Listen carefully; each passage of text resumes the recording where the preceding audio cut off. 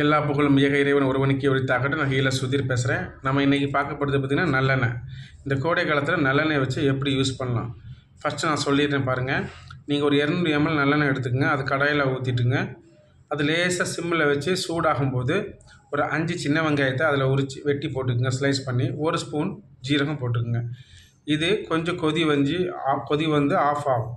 அந்த நுரை வந்து தள்ளி ஆஃப் ஆகும்போது அதை இறக்கி நீங்கள் பாட்டிலில் அடைச்சி வச்சு யூஸ் பண்ணிக்கலாம். இது எதுக்கெல்லாம் நல்லது பார்த்தீங்கன்னா, ஹை பிபி உள்ளவங்க தலையில் வாரம் 2 முறை தலைக்கு உச்சந்தலையில் வச்சு உடம்பு ஃபுல்லாக தடவி குளிக்கலாம்.